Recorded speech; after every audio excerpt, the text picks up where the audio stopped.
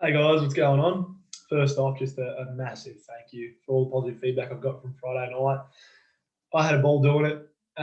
It's great to hear that you guys enjoyed it too. I wasn't just out there talking to myself. A lot of people messaged me saying that, you've learned a lot from it. So I really, really appreciate that. Hopefully I'll be giving you more content in the future. So a lot of people asked me for the multiple entry calculator and the backtesting spreadsheet. The multiple entry calculator I posted in the Discord. The backtesting spreadsheet I decided not to post, mainly because I'm embarrassed about it. A lot of it is a lot messier than the 15-minute fibs one that you saw. So I also think that learning Google Sheets or Microsoft Excel, they're pretty similar. I use Sheets, but mostly formulas are exactly the same. I think learning them is a really valuable tool in your trading. It just allows you to track the data that you want to track, rather than relying on someone else to do things for you or, having to use theirs. And so imagine if you wanted to see if a daily bias affects my 15-minute fib strategy.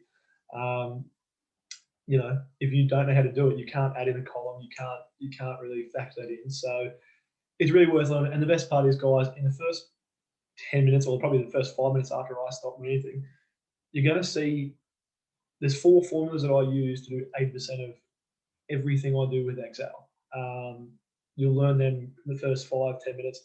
You can clock out after that. The rest of it is just a few tips and tricks to, sort of keep things cleaner. Some little fun calculations that I use for some of my things. But 80. If you heard of the 80-20 rule, 80% of the value is in the first 5-10 minutes. So what we'll do is we'll get started. So first off, like I said, I use Google Sheets. If you don't know how to get to Google Sheets, you can literally just Google Sheets. Also, just a shout out to Ecosia. It's a search engine that plants trees based on your searches. So you can see I'm up to 25 trees planted. I think it's every 10 searches, maybe. I can't actually remember. So worth switching over to. It's all free and everything. So Google Sheets, there you go. And all you want to do is go to Google Sheets. Now, what I'll do is I'll just make a new one on my other one. Save going through that, but that's it. So we're going to call this bad boy 15-minute fibs, right? And so the columns that I have on my 15-minute fib strategy are long or short. So we'll just call that direction. Then we have risk on trade. I'll call that risk per trade. Result. Account gain. Oh, making a meal of it today. I'll tell you what. Account. What have we done there? Account gain. Total. And then you have my risk to reward calculator. Because I use the staggered TPs, you would have seen that I have that calculator off to the side.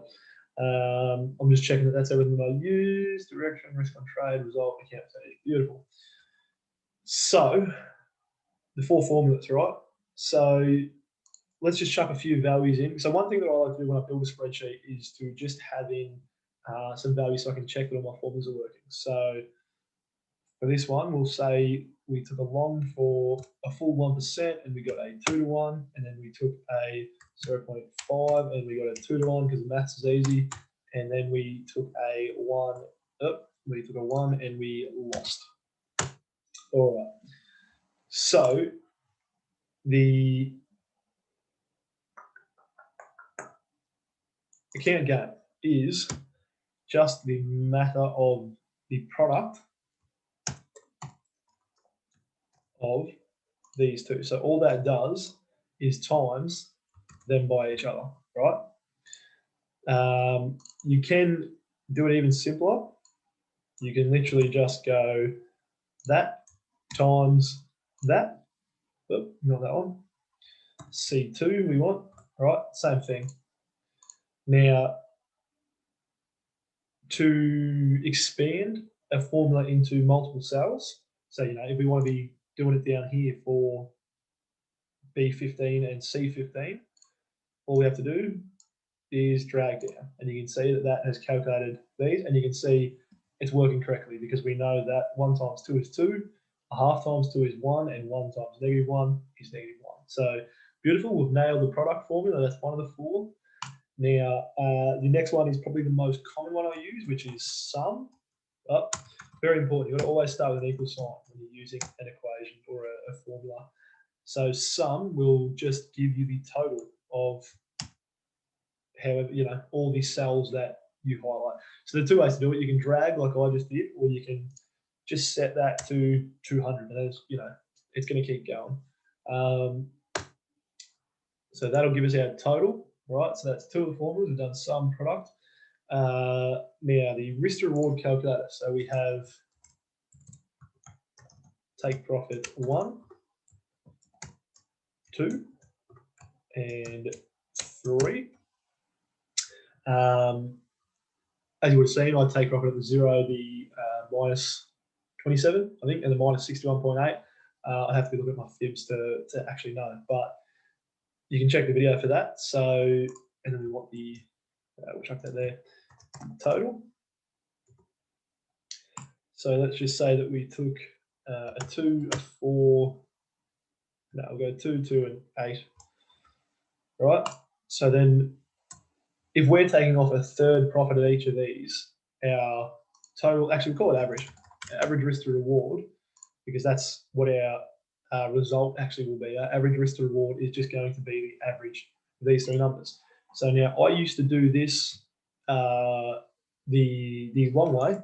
I would go, oh, forgot my equal sign, right? This is a perfect lesson. You guys should learn a heap from it, because I'm going to make all the mistakes so you guys don't have to.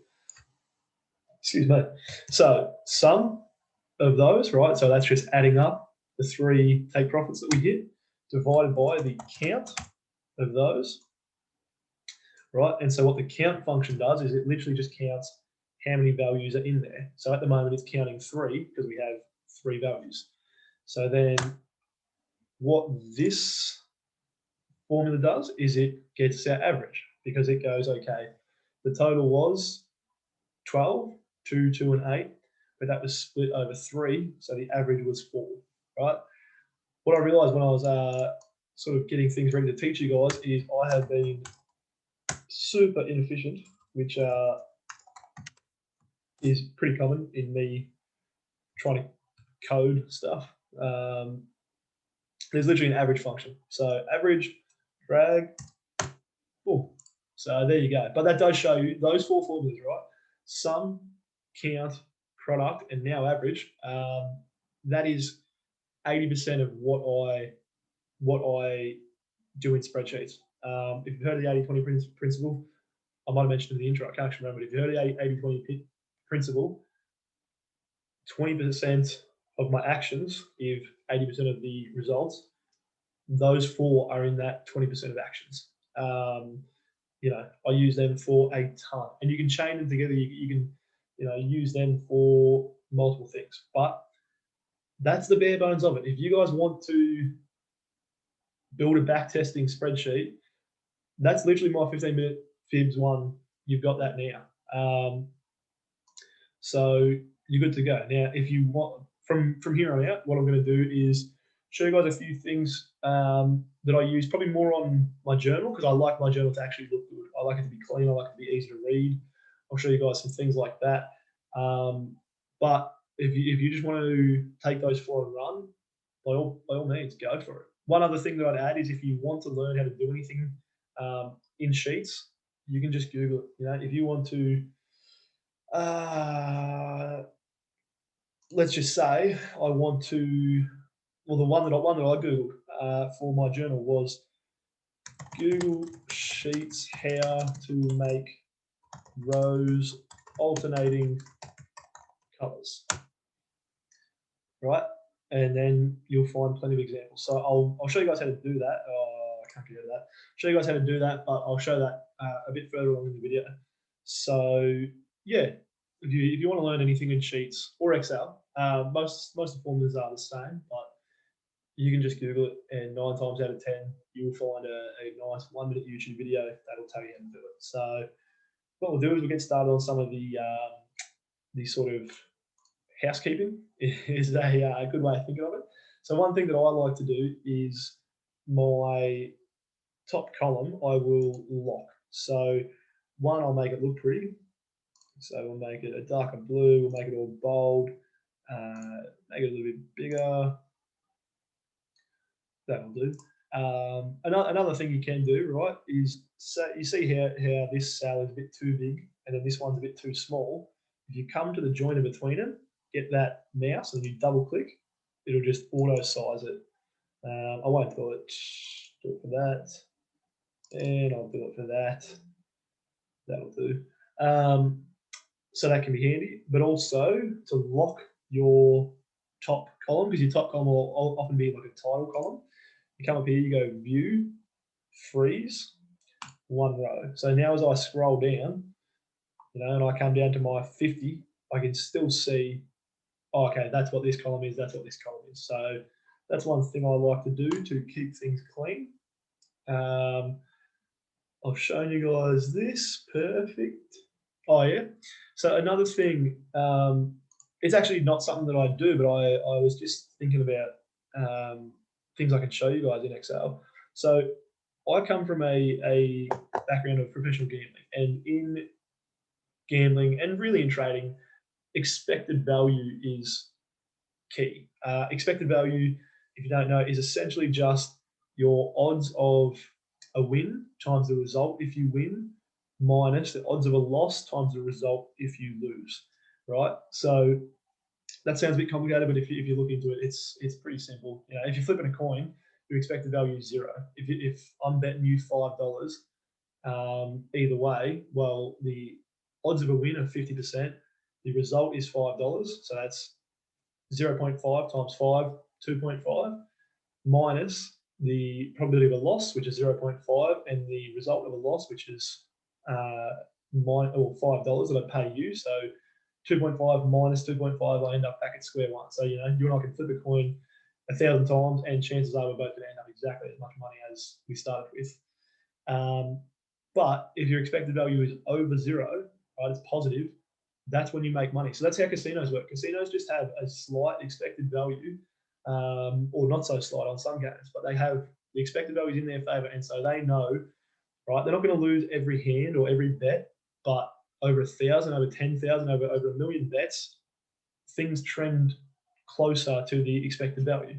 So when I was gambling, right, I just had a slight edge, and I just hammered that. I bet, I would bet hundreds of times on a Saturday afternoon. You just try and bet as often and with as much money as you can. If you have expected value in your favor, and in the long run, you will make money. So if you want to know the expected value of your trading strategy, and I've gone back to my actual 15-minute fibs strategy here, so I can use the data, right? But if you want to know the expected value, you don't even have to use that formula, because what you can do is just take the average of all your trials, right? And what this is telling us is that every single time that we place a 15-minute fib trade, according to the rules that I shared on Friday night, we can expect to make almost 0.5% on our account, which is pretty good. That is pretty good. That just means you make 100 trades, you can expect to make 50% on your account, right? And a quick way to check that your expected value is accurate is you take your expected value, you multiply it by the count of all your trials, and that should match your result, right? 24.75 either way. Because what this is saying is every time, so what the EV is saying, like I said, every time that we take a trade, we can expect to make 0.495% on our account. And we've taken 50 trades, so 50 times that is 24.75, which is exactly our result. So you can do a down and dirty EV calculation like that. And as long as that's above zero, I mean, you'll know if your total's positive anyway, you know that your strategy is a winning strategy. But that's just a cool little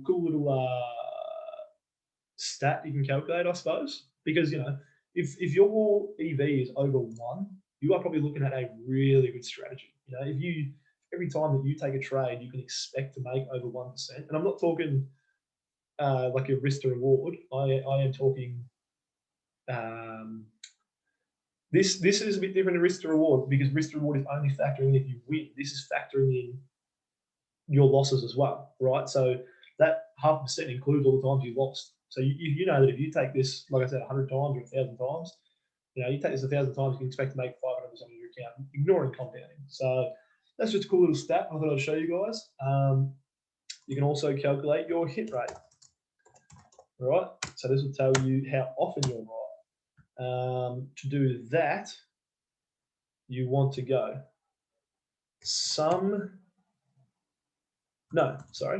count if, right?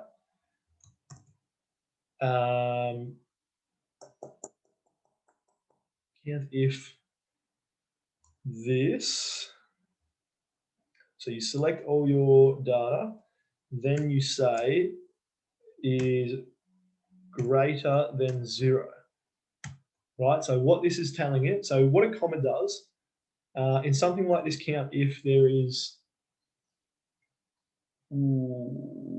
I think we're still good. In something like this count if, what you are saying is only count, so you're saying only count these values if, right? And this is the comma basically gives you your if, right? If this is true. So if the value inside the cells is greater than 0. So you can see there was 27 times in our thing where that was the case.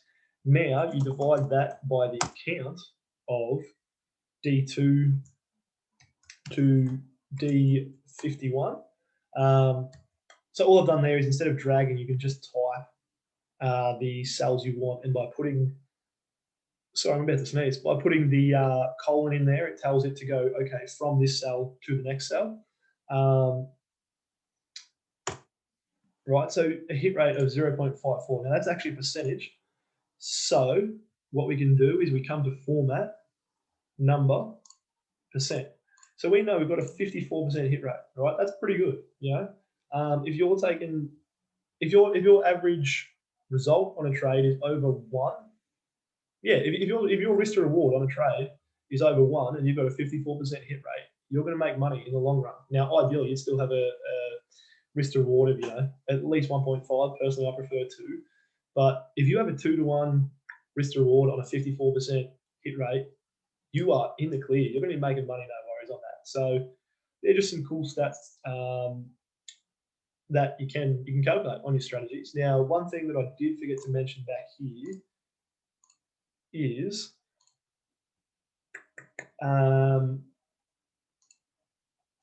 let's just say that we wanted to keep this like a running tally. So for me, I just had one at the top, but let's just say that you wanted to keep a running tally as you went across, right? What you have to do is put a $sign.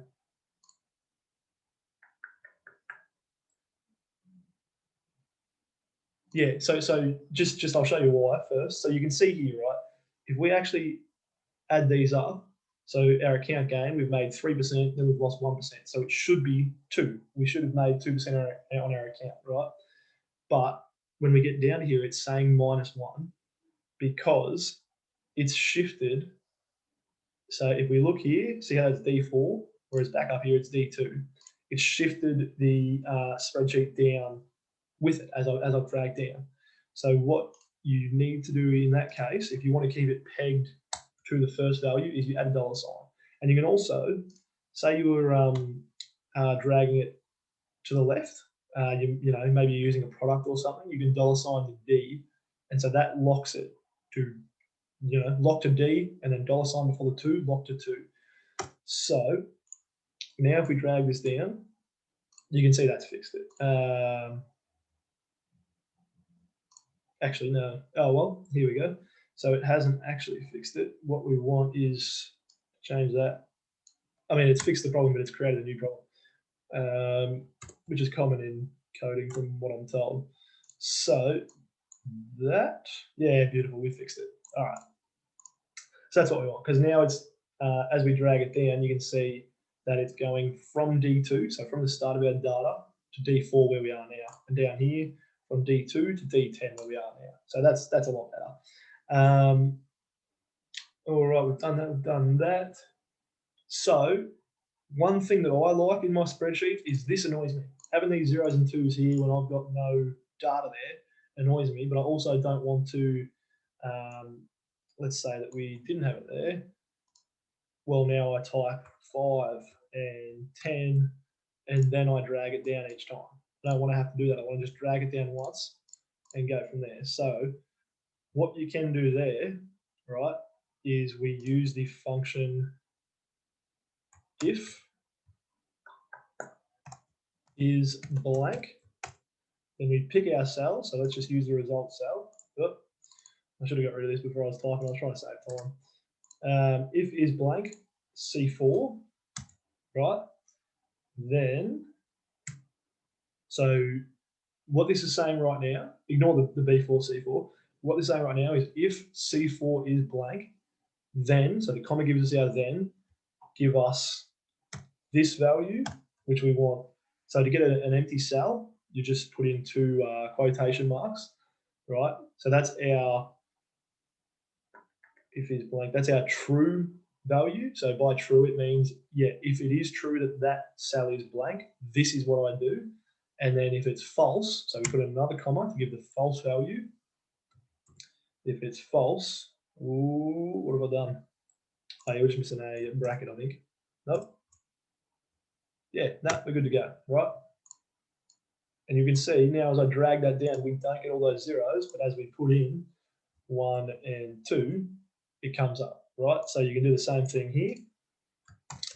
So again, if is blank, oops, put space there so that doesn't happen again. If is blank. Now, with this one, you want to use a cell that you're going to fill directly, not one of your formula cells, because technically this isn't a blank cell, the one below it, because it has the two quotation marks we just put in. Even though that shows up as an empty cell, it's not technically a blank cell. So you just want to use your result cell again, right? And then give us that result or give us the sum of those. Touch wood, that should work. And the good thing is, right, I make mistakes when I'm doing this all the time. I'll do things like this. I'll write it backwards. Yep. That's why I like to have data in there, because all of a sudden I know, okay, I've done something wrong. I'm not getting a result. So you just come back, muck around with it. I like to think of it as like, because I'm not great with spreadsheets, to be honest, but I like to think of it like when I was a kid and I would just play with something until it broke, and then I would figure out what had gone wrong and go from there. So where's the one that I fixed? So if we drag this down, we've got rid of all those. Perfect. So that's a really handy function for keeping things clean. Now, one, I don't use it in back testing at all, but I do use it in my journal. Is if you, sorry, I'm covering my face up a lot. If you,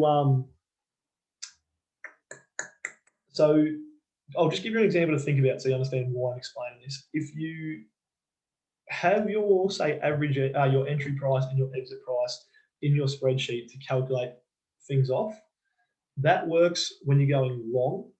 But as soon as you try and go short, because usually what you'll have is, what we'll do is we'll just say, keep that as direction, that's fine.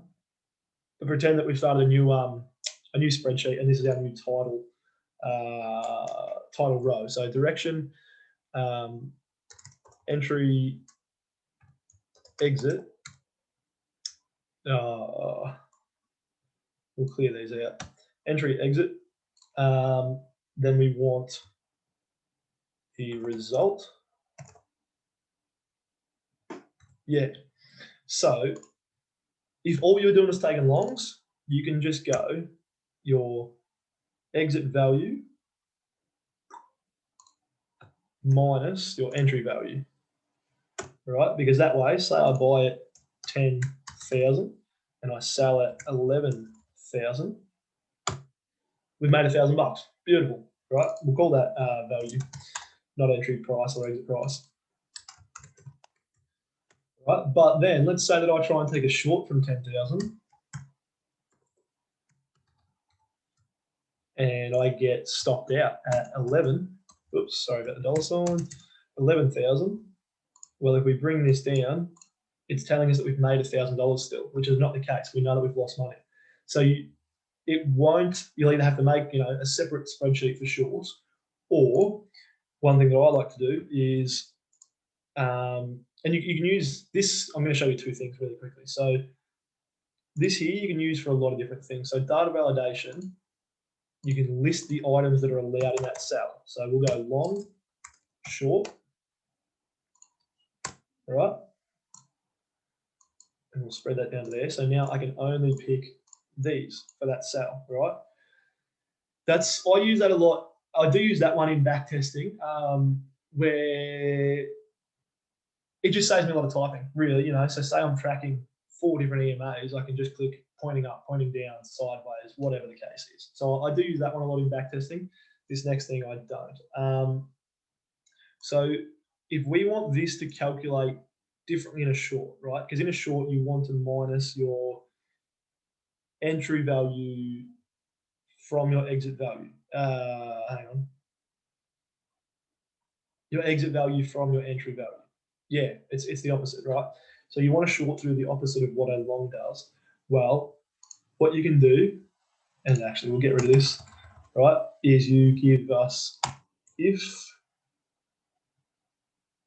and then that equals short, and you got to make sure, actually quotation marks, short. You got to make sure that if you got a capital letter, you got a capital letter. Your computer can't tell that it's the same word. It has to be, identical. If that is short, comma, then you give, I think the true. Again, we'll find out because it'll either work or it won't. I think you give the true one. So if this is short, we want to do our entry value minus our exit value. So we want to do that minus that. If it's false, we want to do that minus that, because that's the long scenario, right? So touch wood. Hey, we nailed it, right? Beautiful. So that's really useful for when you are, when you're trying to build something that tracks longs or shorts. That's how you do it. Well, that's how I do it. There might be a better way, but that's my way of doing it. And so you can see, let's say that the next one, our short goes right, and we go 10,000. We get out at 9,000, and we get a long from 10,000 to, whoops. We do the same thing. Oh no, something's wrong because our short. What have we done here? Because our short should be positive, this one. Why are you negative? Oh, because I haven't put this in, right? So if we bring that down, there you go. So as soon as that went short, that was a long. Beautiful. So you can see that this is working correctly, right? Now, one last thing, or I've actually got two things, but this is a nice fancy one. I don't actually use it very often, but it just shows you how, like I've barely scratched the surface of what you can do in Sheets. This sort of shows you how powerful it is. And anyone who actually talks to an accountant, they will tell you, like, Excel, man, they dream about it at night. I've got an accountant and like a mate who's an accountant, and they literally love it. And why not? The things that you can do with it, if you actually know what you're doing, are really impressive. And to be honest, I don't. I know the bare bones basics. It's good enough for me, and I'm still stoked with what I can do. This one's really cool though. So let's say that we want to know Bitcoin's current price. We go Google Finance. Finance. So I mean, you just saw you can use Google Translate. I've never used that one. I don't know how to use it, but mental what it can do. Google Finance. Then we type currency colon BTC. We can go USD. I'm going to go AUD because I mostly, I live in Australia. I do an AUD. I do trade in USD mostly, but Google Google Finance currency BTC. I think that's it. Beautiful, right? And so if we come up here, BTC AUD price, it should be about 23 grand.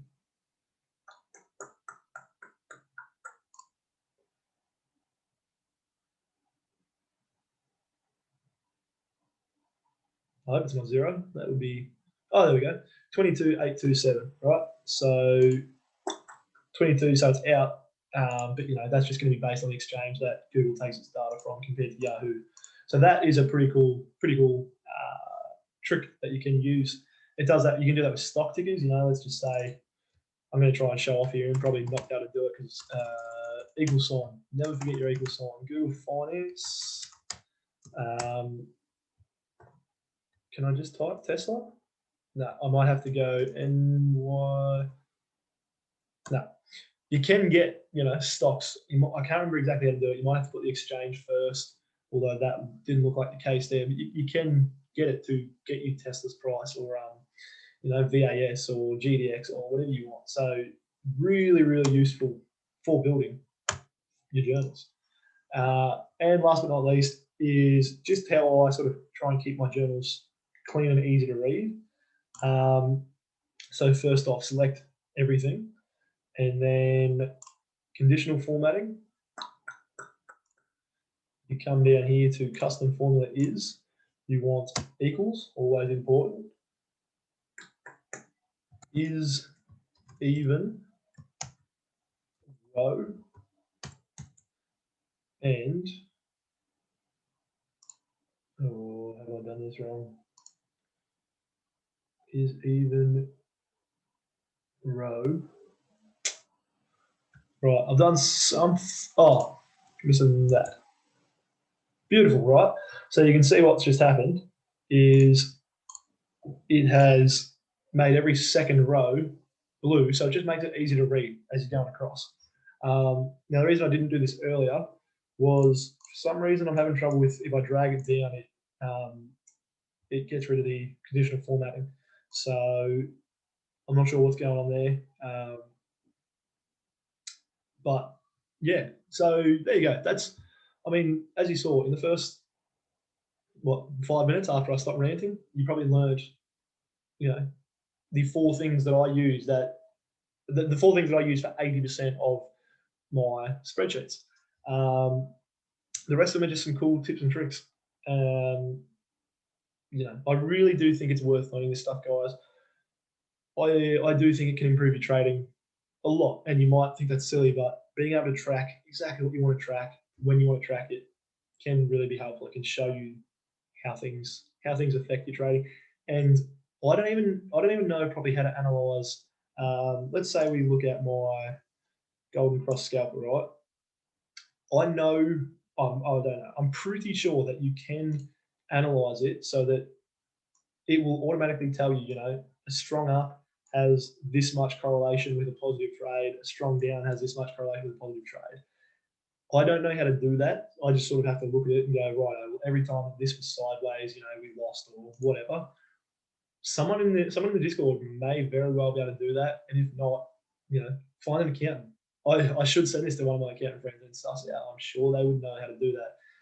They love their arrays and all sorts of stuff. I'm probably showing how little I know about it, but that's the beauty of it. I know the very, very basics of sheets and Excel, and yet look at what I can do. So, I really hope you guys can take something valuable away from this video. I'm going to share this 15-minute fibs sheet anyway. It's a nice clean one. I will put it up for you guys.